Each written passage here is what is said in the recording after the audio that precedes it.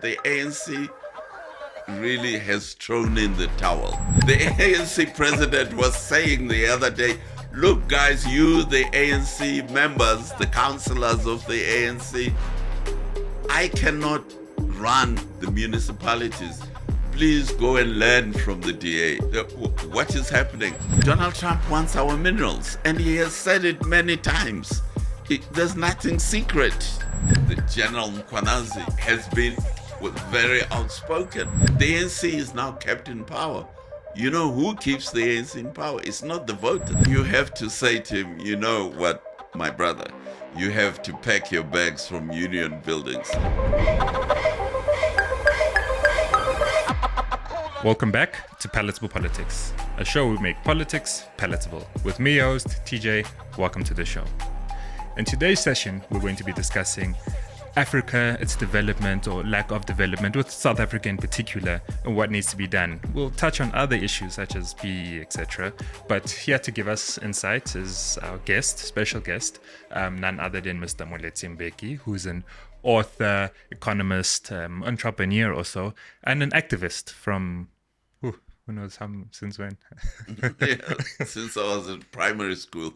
Welcome to the show. Thank you. It's great to be on your show. So let's start with a bit of background. So we know who you are. I would hope a lot of you guys know who he is. But now from how you got into politics, especially from the role your father and mother played. Well, you know, my parents were students in the 1930s. So that's a very long time ago, according to your calendar. But so they were students in the 1930s, and they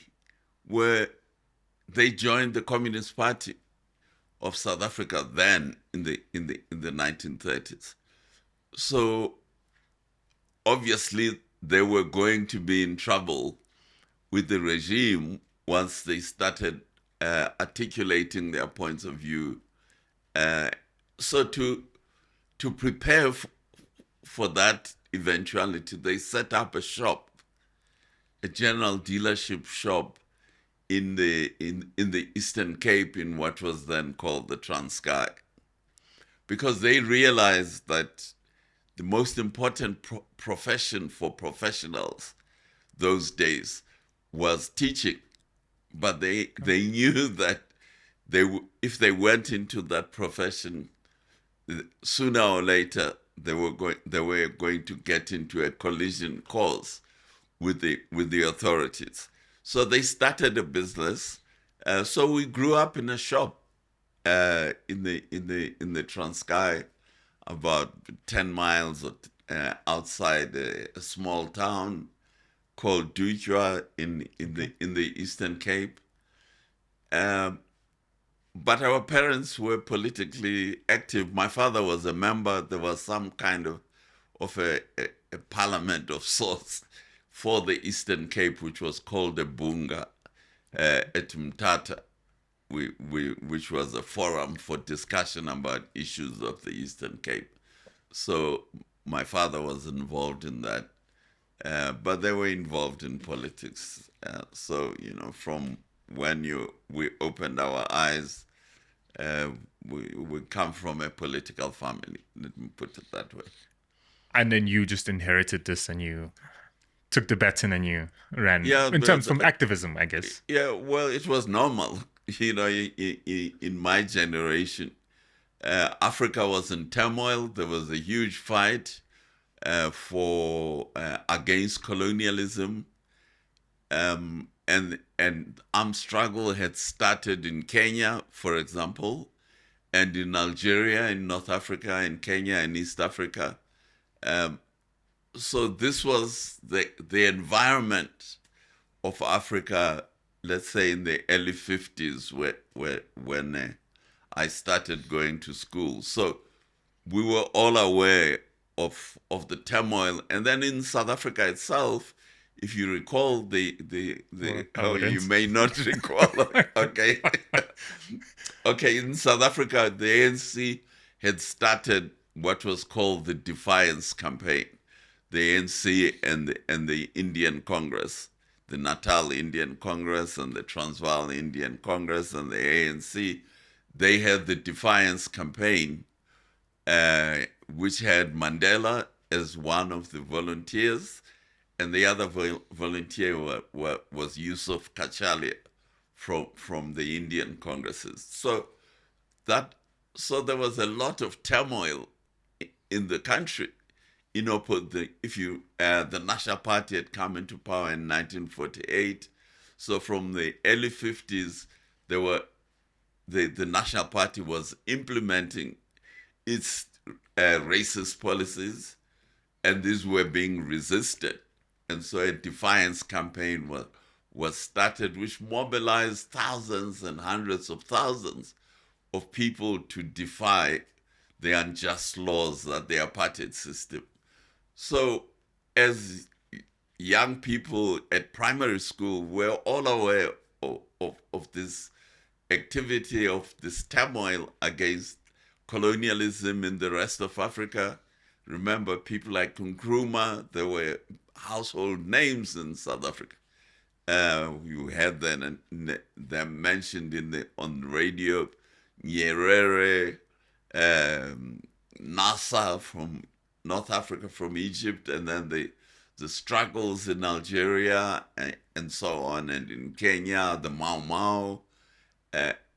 So Africa was in turmoil when I started primary school, and so it was normal to be part of that huge huge river. Let me put it that way: the huge social and political river in Africa. I'm asking this purely out of curiosity because I don't understand how you could have done it. How did you guys back in that time know what was happening in the rest of the world? It was the access to, I know now we have internet on the palm of our hands and YouTube, and coverage is a lot more broad and a lot more accessible. How did you guys at that time keep informed and abreast as to what was happening in the rest of the continent? Well, first, South Africa had, even then, a big communication industry.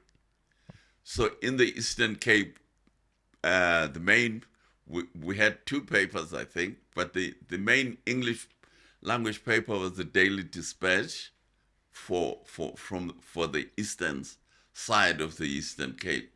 So our parents read the Daily Dispatch. There were also newspapers produced by the liberation movement itself. Guardian, New Age, okay. All those. And then there was Imvo Zabantu, which was a Xhosa language newspaper, or a mixed English and Xhosa. And then there was radio. So you had to find out somehow what was going on in the world through that medium. Okay, so now going into it, and let's start with an outline of Africa and its development or lack of development, its challenges and successes. Picking up from the period of, let's say, about 1940s, 50s, where a lot of countries was now starting to get their independence, etc. What happened from there? Both good and bad. Okay. The good part, let's start with the good part. The good part is that the struggle against colonialism conscientized the whole population about their rights, which was very important, that they had rights and they were fighting for their rights. So that was point number one. Point number two, it conscientized them about the need for economic development and for raising the standard of living of the people and of the country. So, and the people were mobilized. So these were very powerful motivators for development. And the first countries in the 50s to become independent were Sudan and Ghana in 1957, if I remember correctly.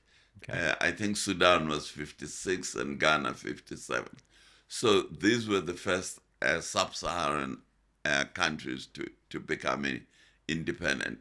Egypt, of course, they had taken over earlier in the 50s, and as I said, the struggle was going on in Algeria, in Morocco, and then in East Africa, and in the whole continent. So when the African countries became independent, one of the first things those governments did was to invest in education, because the colonialists had not invested in education. In fact, during the colonial era, most of the education investment was done by Christian missionaries rather than by the state. So after independence, one of the first things that happened was that the new independent government invested made huge investments in education, in new primary schools, new secondary schools, new universities, new technical schools. So there was a massive investment that happened throughout Africa. Everywhere, if you went to in Zambia, new universities were being built in Tanzania and Ghana. There was a massive movement to build education institutions. There were also investment in healthcare institutions, in clinics, in hospitals. So there was a real renaissance in Africa from the mid-1950s, let's say, to the mid-1960s, when Africa was really developing. But of course, it got caught up in the Cold War. Remember, this was the time of the Cold War. And one of the first casualties of the interference in Africa was the killing of Patrice Lumumba in 1960 by the Americans and the Belgians. Remember, Congo provided the uranium that was used to make the atomic bombs that were dropped on Japan. So the Western powers didn't want the African countries to be really independent. They wanted to keep controlling the natural resources of the African countries. So conspiracies by the Western countries started in the early 60s to get rid of African governments that were pursuing the development agenda, an independent development agenda.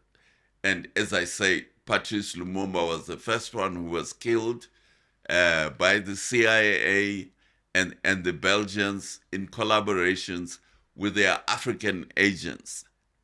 You see, what then started to appear were agents of the Western powers who were part of opposing this development agenda, this African Renaissance. People like Moeletsi Mbeki in Congo, who collaborated with the Western powers to block the development of Africa. So you start to get two movements in Africa: the progressive movement that is advancing development, but these are Africans, and the reactionary movement in collaborating with the former colonial powers of people like Moeletsi Mbeki and various others.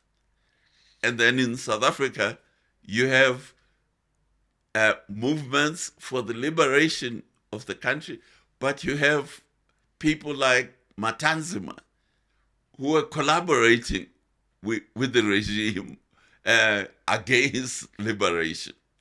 So the complexity of African politics then starts in the mid-60s, and then you get conspiracies, for example, which overthrew Kwame Nkrumah, who was the president of Ghana, and all sorts of conspiracies start happening in Africa.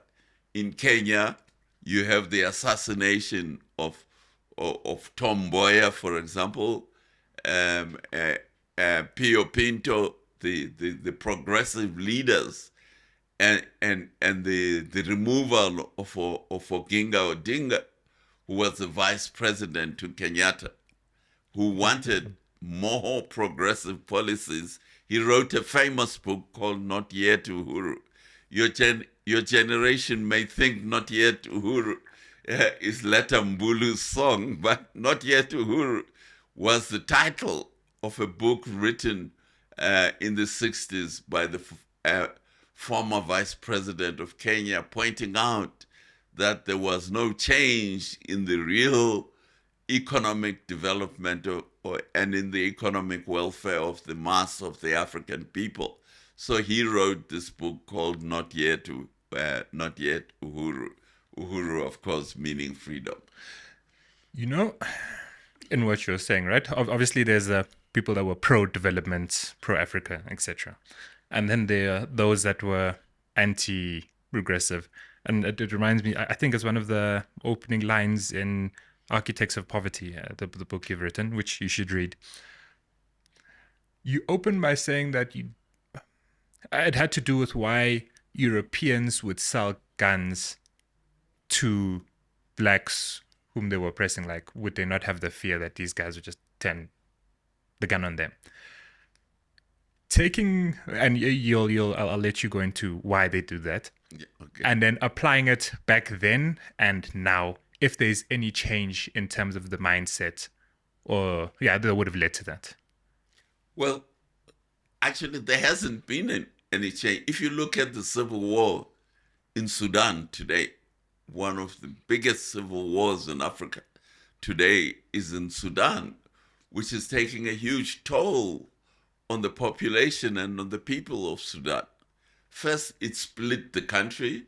It split Sudan into the northern part of Sudan, and southern Sudan broke away. And then there's been a huge internal conflict. But when you look at the conflict today in Sudan, the United Arab Emirates are supporting the so-called Rapid Deployment Force, which are the rebels, against the official army and against the official government. One of the main reasons is that the leader of the rebels has been mining gold in Darfur, a very rich mineral region of Sudan, and selling gold to the United Arab Emirates. Dubai is one of the biggest buyers of gold from Africa. So the rebels, in collaboration with foreign powers like the United Arab Emirates, are looting Africa's natural resources. And United Arab Emirates is arming these rebels. You find this in the Eastern Congo, you find this in Sudan, and so on. So the foreign powers are still active in supporting elements that collaborate with them to loot the resources of Africa. And they fueling civil wars, many civil wars in Africa. So you're saying that there isn't necessarily any reason other than greed why a person would do a unpatriotic act and work against the development of their own state. It's purely greed. There's nothing else. There's nothing else. It is greed and wanting to get easy money instead of working hard and building a proper economy, building the infrastructure of the country step by step.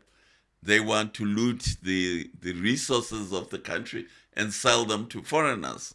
And the United Arab Emirates is one of the main primary drivers. Turkey, I think, is also involved, but UAE is one of the main drivers of funding the exploitation of minerals in Africa and funding rebel groups. But of course, the Africans are collaborating. Rwanda is involved in exploiting the mineral resources of Congo, of Eastern Congo. So they are also fueling the conflict in a country like the Congo. So it's not just the rebels; it's other African governments who are collaborating, looting the resources of African countries. I know it's fundamentally different, right? But I know Asia, or parts of Asia, would have got their independence around about the same time as Africa. What did they do differently? How did they get, whether it's a culture mindset, patriarchy, what did they do differently? This is a very long story. Okay. We can make it palatable. But let's start with the communist movement in Asia was very big. It was very strong. It developed during the colonial era. So what happened in Asia was that the Western powers, especially the United States, were very afraid of the takeover of Asia by the communists. In 1949, there had been a 20-year civil war in China between the communists and the pro-West nationalists, and the communists won. So, and in Indonesia had one of the largest communist parties in the world, coming out of the liberation struggle, out of the Second World War, the fight against Japanese and against the Dutch colonialists. So the Asian people were already very well organized for the independence of their own countries and for the development of their own countries.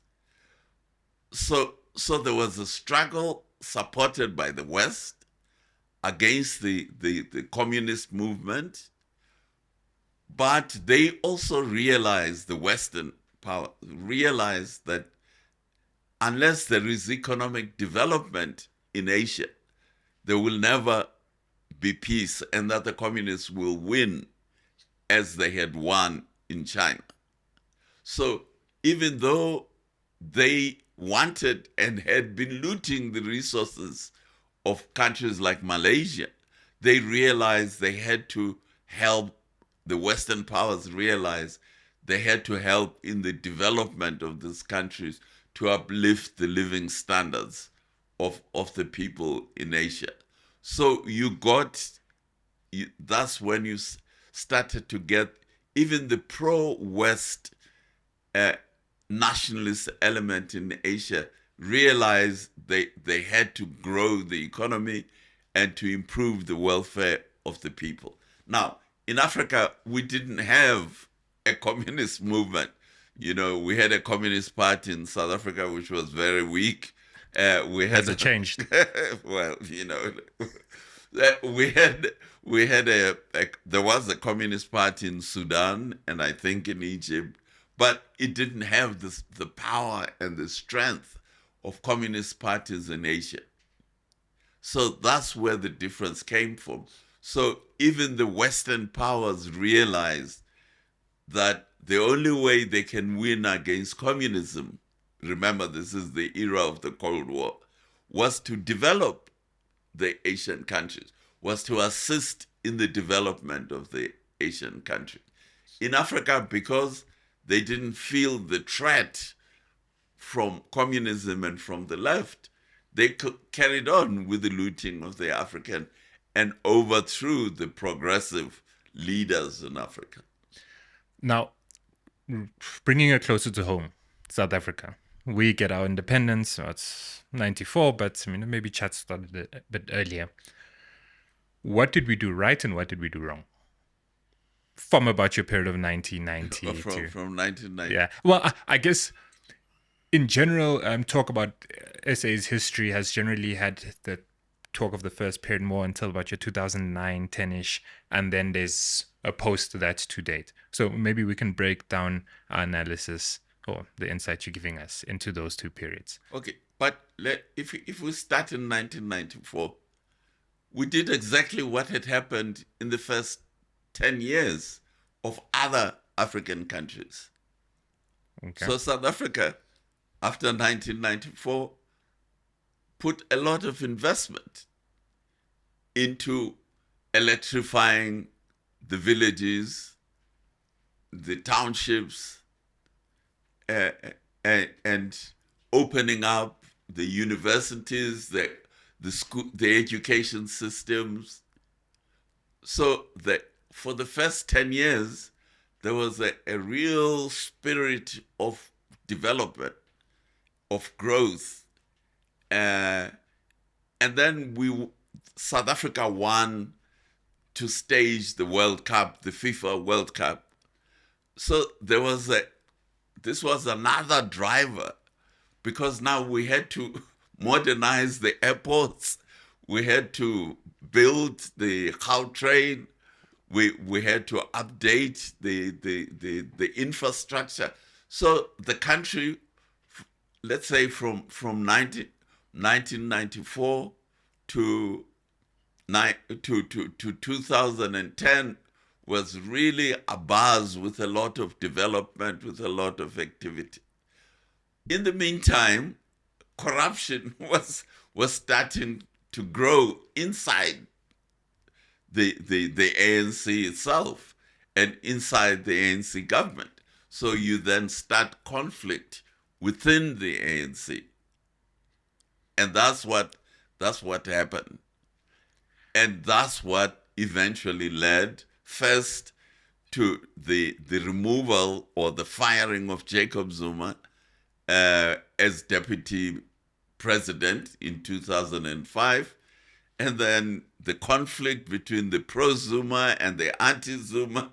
So you start to have a lot of conflict after, let's say, after 2008, let's say, which led to the removal of President Mbeki as president.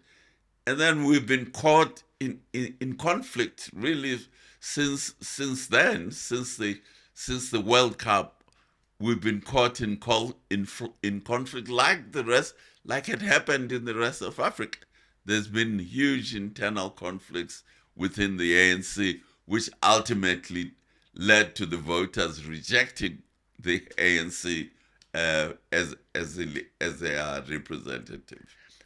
In terms of the corruption component, and I guess the reporting on corruption largely comes under the democratic era. I don't know how much information there is of corruption prior to the new dawn, new democracy, whatever. How was it back then, and how did that influence whether it's pattern or culture of corruption in the democratic era? Well, corruption is very corrosive. It's a very corrosive process. It corrodes the morals of the public servants. It undermines the rights of citizens. It leads to the undermining of the state, and this is what is now coming to the fore. For example, the General Mkwanazi, who recently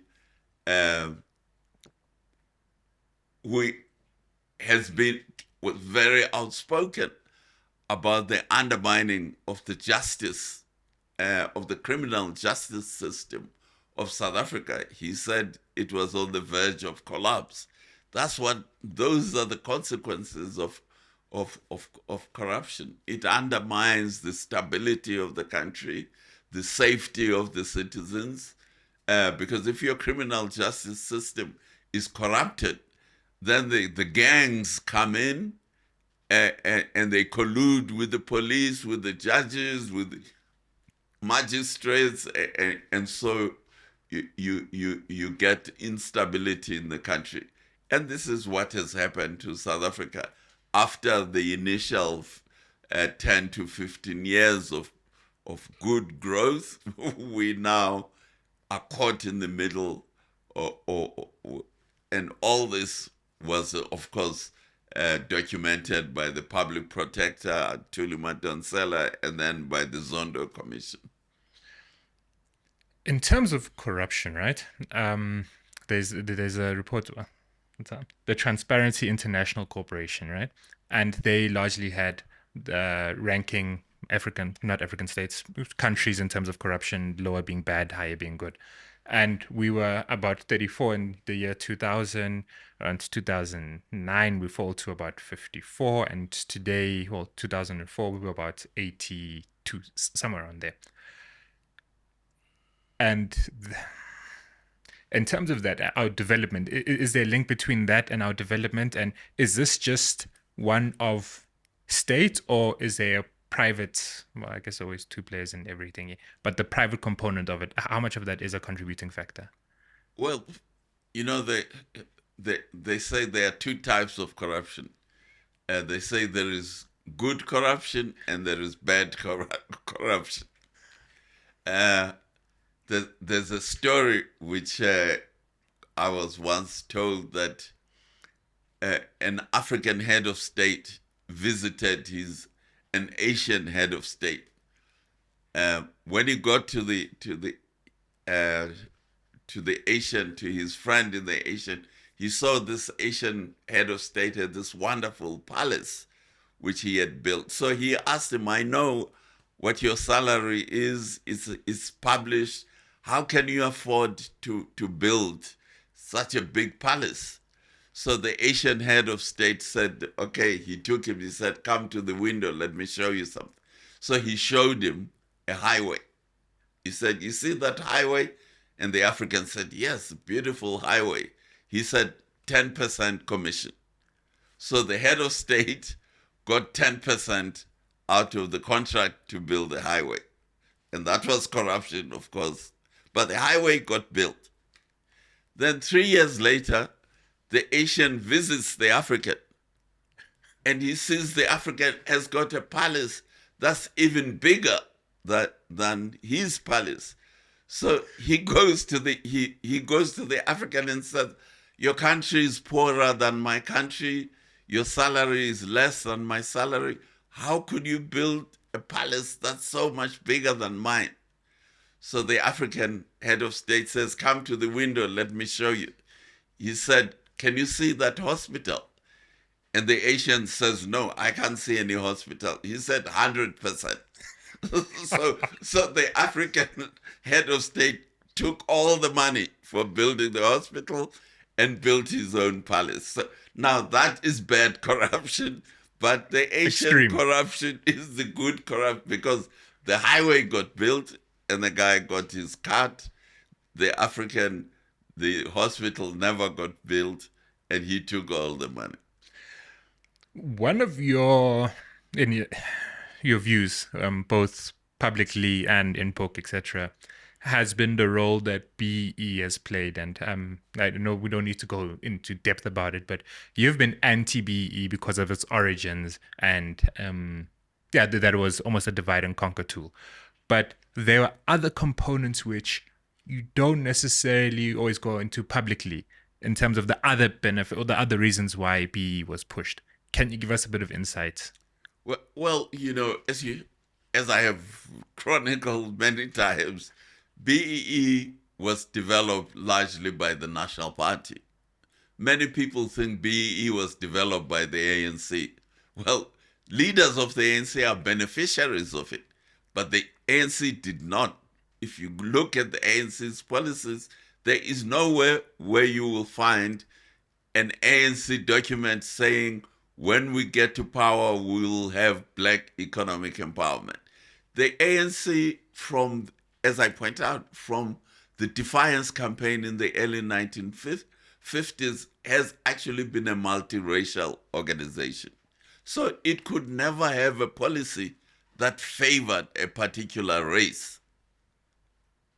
It was the National Party using companies like Sanlam that came up with the idea of black economic empowerment. And they used greed. You have mentioned greed already. Greed is a very powerful driver of corruption.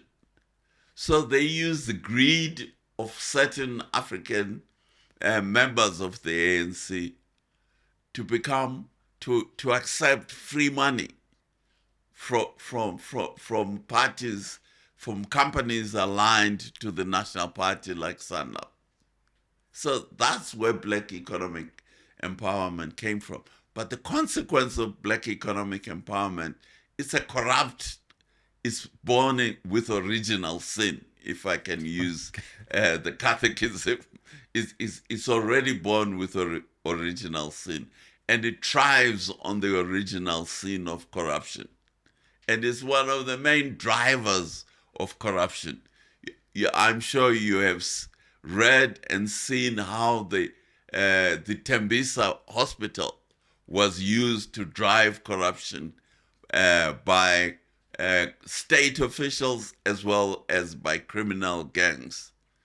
So that would not have happened if you didn't have black economic empowerment, because you would have had to have open competition for the supply of services, of goods and services. But because there is no competition, because of this so-called black preference, then you have an embedded corruption system. That's one side. The other side is that it blocks the emergence of real entrepreneurs who then modernize the economy and create jobs. That's what black economic empowerment does, because if you get money by being a tenderpreneur, and a tenderpreneur is actually a middleman. 100%. He doesn't produce anything. He goes to somebody else and say, I will supply the services. I have a black preferential access to government funding, to government tenders. So he's a middleman. He's not a producer. And this is one of the things that black economic empowerment is doing to South Africa. It's obstructing the emergence of real entrepreneurs, which is one of the reasons we have such high unemployment in this country. It has a lot of negative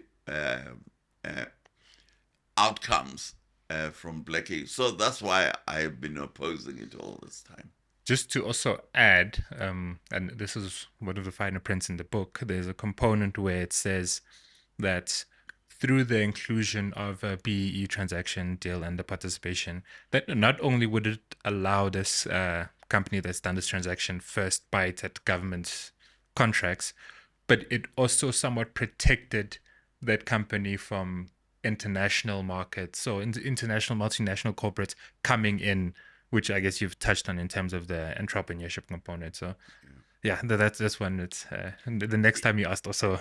Yeah, no, I mean because, and I've had discussions with the ambassadors of from the European countries. They say that there are companies in Europe which want, especially middle-sized companies, which want to invest in South Africa, but because they have to cede 25, 26, or 30% of their shareholding to black economic players, they are not prepared to do that, because in effect it means they are subsidizing people who add no value to their business. So then they are not prepared to. So it's a real obstacle to investment, not just by South African investors, but by foreign investors as well. So, with that said, what's the alternative? How else do we prevent a situation where you get companies coming in here? I'm not going to mention, but companies that want to come here, operate, still have their headquarters somewhere else, and find it'd be a few jobs here, but majority of the savings wouldn't stay in the economy, it would go else, while also finding a way to transform and redistribute or make sure that the population demographics are reflected in the economic demographics. What's the alternative? First, you have to understand what is capitalism. You see, many people don't understand what is capitalism. Capitalism is control of means of production of the economy by a few Okay. who own capital, whether they're black or white. If you go to England, the English people don't control the economy of England. It's a few capitalists that control the economy of England. If you go to the Netherlands, if you go to France, it's a few French people who own the companies, who own the banks, who own the economy. Whether they are black or white, it's a few people. In the Netherlands, it's a few white people. The great majority of the white Dutch don't own anything. They are employees. It's the same in South Africa. We have a capitalist system. You cannot have 80%, which is the African population, becoming capitalists. And then you are not a capitalist country. Okay. You have to understand that capitalism is a few owning most of the economy. If you don't want that to happen, then have a communist revolution. That's fine. The Communist Party says that's what it wants. Let's see how many votes it will get. But that's the reality of a capitalist. So you have to understand that. Are you saying and that's that? how the capitalist system works. Now, the capitalist system, however, is very productive because the capitalists are chasing after profit and are competing against one another to make profit. So they have to employ workers, black, white, combination. That's what they do. They employ workers. But for them to make more profit, they have to have better skilled workers. And that's how the standard of living of a capitalist country grows.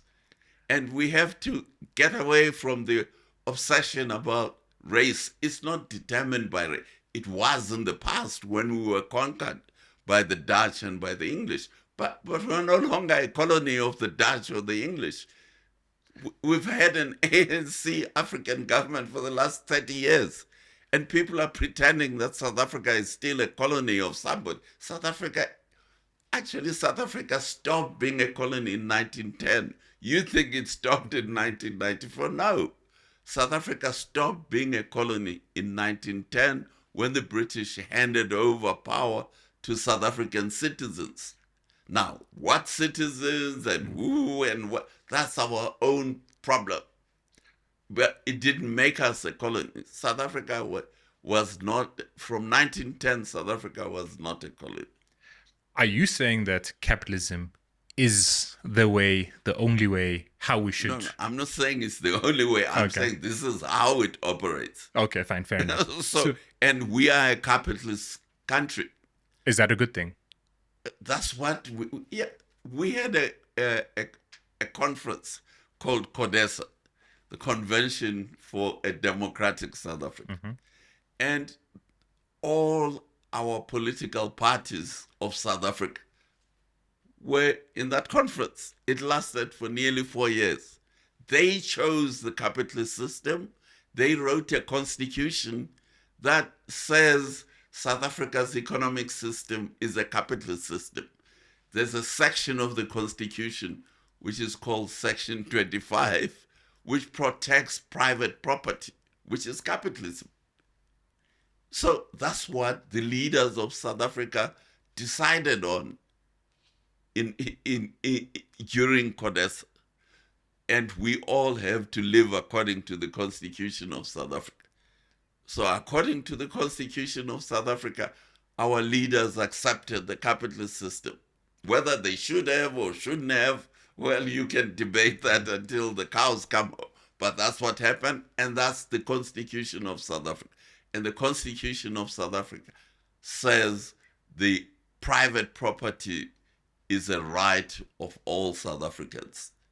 And that's at the heart of, which means the capitalist system. Capitalism, in my understanding and definition, is minimal government intervention, minimal regulation, nothing, but minimal. then therefore under capitalism, does that mean that they are responsible, that corporate is responsible for job creation and not necessarily a state? Yes, because it's not the responsibility of the state to develop the economy. The responsibility of the state is to create an environment where an economy grows, like it provides healthcare, it provides education, it protects workers against exploitation, and so on. So that's part of the Constitution. That's there in the Bill of Rights.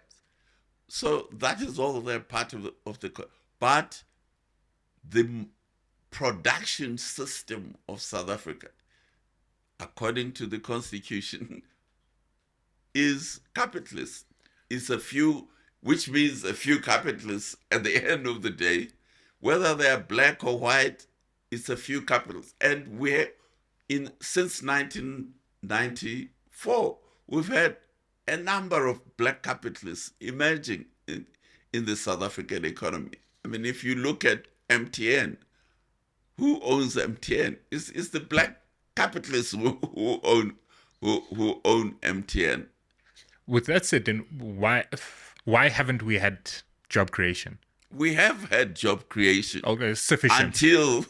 Until corruption entered into the picture, and then until there was conflict within the ruling party, then we started to have problems. How do we fix it? By getting rid of corruption. Fix this? Well, the Constitution says, the South African says, if a certain party is not delivering the goods that the people want, you vote for another party. And even the ANC president, interestingly, the ANC president was saying the other day, look, guys, you, the ANC members, the councillors of the ANC, I cannot run the municipalities. Please go and learn from the DA. So now, what has happened is that the ANC really has thrown in the towel. If you listen, if you pay attention, the ANC leadership has thrown in the towel. They say we cannot solve unemployment in South Africa. We cannot solve the education problem. We cannot solve graduate unemployment. We cannot solve youth unemployment. So you, the citizens, you go and have a national dialogue and find a solution.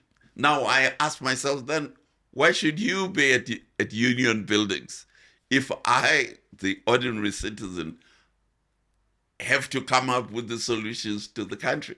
Then I will put somebody else in union buildings. So that's what our Constitution allows to, in fact, that's what it enjoins us to do. If we are having a government that's not able to solve our problems, well, we choose another party. And the people are doing it. The ANC for 30 years, has been majority of the people chose it, and they were hoping that initially it delivered. And then eventually they realized these guys are not delivering, so they kicked them out. The ANC is now kept in power. You know who keeps the ANC in power? It's not the voters. True. It's the DA. Okay. The DA keeps the ANC in power. So you should ask yourself, why is the DA keeping a party that the voters have rejected? Why are they keeping it in power? And your next interview must be with Mr. John Steenhuisen, and he must answer that question. Yeah, John Steenhuisen or Helen Zille, or either one. Or Helen Zille. DA guys, come out. Okay. They are the leaders. You ask them, why are they keeping in power a party that the voters have rejected? With that said, now, coming back to the president's remarks at the ANC, at roll call, something like that now, is there room for another opinion to say that he has taken, as ANC leader, has taken the thing to say, look, we have seen what's happened in municipalities where DA runs in particular, and we could learn from that to improve ourselves so that we can, maybe our part hasn't necessarily been a compliance, the Auditor General reports, which is what he referred to, but a lived reality might have been different. But I mean, one would argue Mangong is different. But him saying, is there anything wrong in saying, guys, let's learn from these guys too? They're doing something right that we're not. Is that also, is that really bad leadership? Or is there a component that says a person might be open to learning from a different party, be it opposition? Yeah, but for me as a voter, then why should I vote for you? If you cannot do what you had promised in your manifesto you were going to do, remember, the voters voted for the ANC. The ANC went to them with a manifesto saying, we will run the municipality, we will deliver water, we will deliver roads, we will deliver education, healthcare. What? Now he's saying, no, actually, we can't do any of this. Ask the DA. Well, then why should I vote for you? That is, but it is fair enough to vote for somebody else. DA, if you think that's the solution, that's what our constitution says. Am I allowed to ask who you voted for? No, Okay. that's my secret. Okay, fine. That's your secret thing. As now looking fine, we are where we are now. Nah? It is what it is.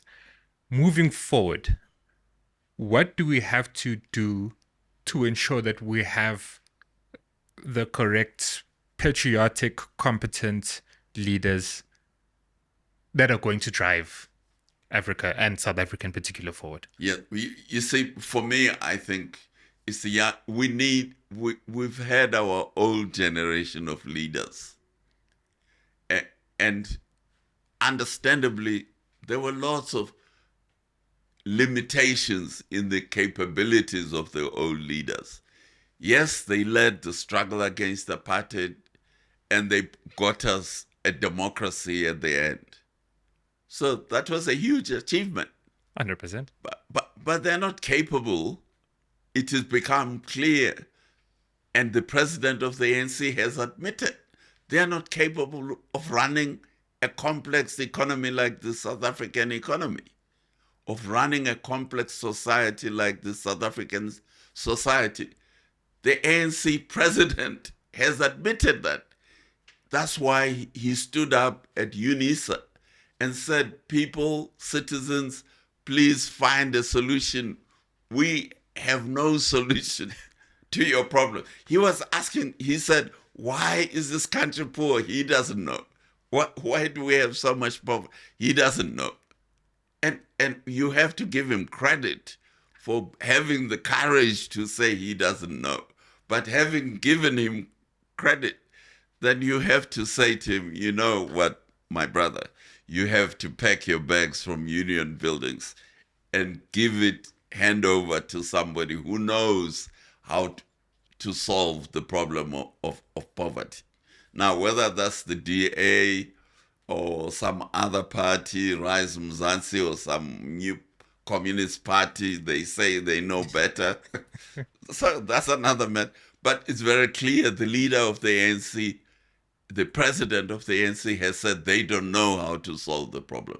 So the challenge that your generation faces is to come up with a solution with a party. Either you take over the ANC and make it and give a leadership of competent people, or you form another party, or you take over another party, and so on and so forth. But without people who are capable of running a modern economy that is competitive, that can compete against the United States, that can compete against China, that can compete against Germany, against Japan, against Malaysia, then this country is going nowhere. And I credit Ramaphosa for admitting that his generation of leaders don't have the ability to run a country that can be globally competitive. He has said to all of us as citizens, go and find a solution. Full credit to Cyril for saying that. Then let us, the citizens, go and find a solution. What's your take of the national dialogue? That is what is supposed to do. Us, the citizens, are supposed to find a solution. Do you think it's going to work? The government has given us money and said, find a solution, go and meet and find a solution. Well, we're arguing amongst ourselves, which is a good South African culture to argue amongst yourselves. But let's get on with finding the solution. I'm not saying let's not argue amongst ourselves. That's our culture. We like to argue. But let's do it to a point. But let's go and find a solution. And full marks to the ANC for supporting the national dialogue. Then let's go and dialogue as citizens and find a solution to the country's problems. And the former statistician general had said, once we come up with the solution from the national dialogue, we hold a referendum or we hold another election and see where we go to. So now that is being constructive, not just complaining and crying and whatever. That's a constructive suggestion. Without being a conspiracy theorist, you guys understand. The involvement of foreign states in our democracy. And I mean, we've also seen things like your economic hitmen and all types of things and assassinations. How safe is our democracy from external influences and just keeping it clean, local, patriotic, South Africa? I think South Africa's democracy is quite safe, frankly. I mean, it's being repaired almost every day. Okay. The Zondo Commission was coming up with a solution to repair the democracy of South Africa where it was failing in corruption. But those are South Africans repairing it. It's not foreigners. There is the Madlanga Commission sitting to repair the criminal justice system. Those are South Africans. It's not foreigners. Do you trust so South Africans are quite capable of looking after their own democracy. Do you trust the process of the Madlanga Commission? Absolutely. I trust the process. Okay. I mean, Zondo showed us what had gone wrong, and he came up with solutions. And I'm sure the new commission of inquiry investigating the problems of the criminal justice system, it's there in public. We can see the process ourselves. I'm sure they will come up with a solution. Whether it will be implemented, but the president of the country has said to us as citizens, go and find an implementation of these recommendations. I'm not able to implement it. That's what President Ramaphosa has said. And we have to take him at face value. He has said we must go and find a solution. He can't find a solution. Then let's go and find a solution. And let's stop complaining. Let's find the solution. It does look like a pattern. And with the exception of Madiba, may his soul rest in peace, when it came to President Mbeki, towards his ANC second term and the end of his state term, there's unhappiness about his ability, he's aloof, there are all these things that come out. Likewise, with President Zuma, towards the end of his term, there's he doesn't have capacity, you shouldn't have been president, you can't. Are we not seeing the same thing starting with the current president? How much of it is just a trend? No, it's not a trend, but the current president has admitted. You have to be fair to him. You have to listen to it. You have to listen to what the man is saying. But he also could be seeing that there has been this trend. Let me try something different.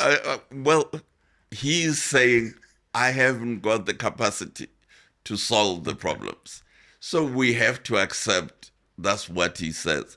And he has said, look, I'm still president of South Africa, so I can provide money for you, the citizens, to go and meet and discuss for as long as you like and come up with a solution. Here is the money.